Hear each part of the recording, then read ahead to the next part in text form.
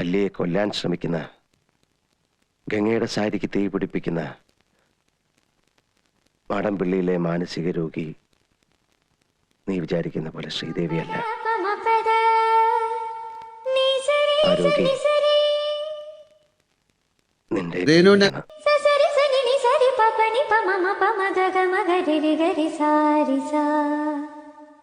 ഒരു പ്രത്യേക തരം സൈക്കിക് വൈബ്രേഷന്റെ അനുഭവം എനിക്ക് കിട്ടാൻ തുടങ്ങി.